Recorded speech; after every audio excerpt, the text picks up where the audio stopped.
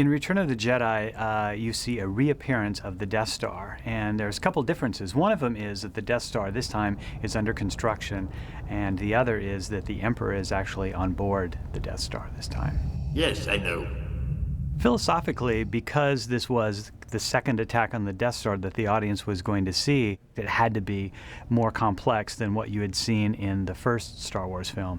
And not only were there more ships involved, both in the style and design, but there was a greater number of them. There was also the added complexity of part of the Death Star battle happening out in space and part of it happening down on the planet, which because of the shield antenna had to be knocked out before they could make their attack. So they were cutting back and forth between two different locations in addition to a very much more complex sequence.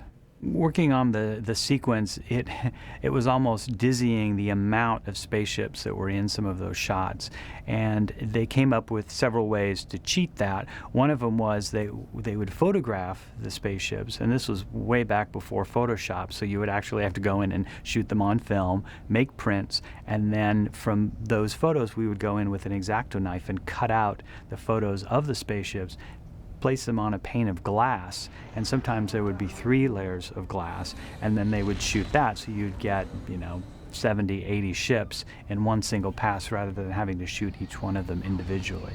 We also got closer to the models. There were a number of models that were built specifically for the attack on the Death Star sequence at the end.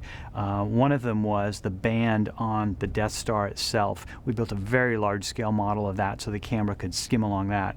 And we went back and repainted it, and then it became the band section on Darth Vader's Star Destroyer.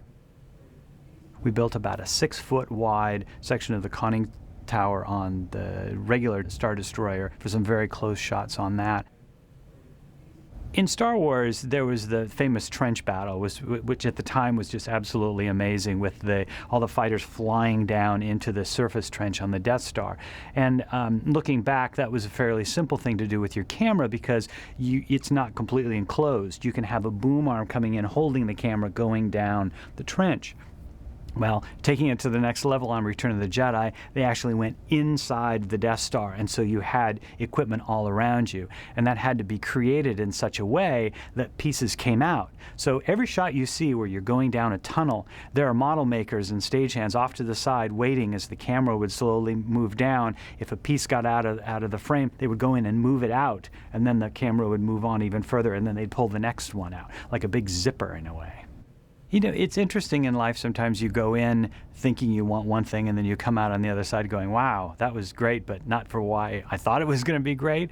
And for me, seeing Star Wars, I was in high school when the first Star Wars came out, and I looked at the screen and I said, that's what I want to do. That looks like so much fun. And within a few years, I was actually working in the model shop on Return of the Jedi, and that was a dream come true. But looking back on that experience, the people that I was able to work with and see and observe and learn from was infinitely more valuable than just the surface of working on a movie that I really enjoyed. It became this experience, this life experience, which has led up to today. I'm here 30 years later.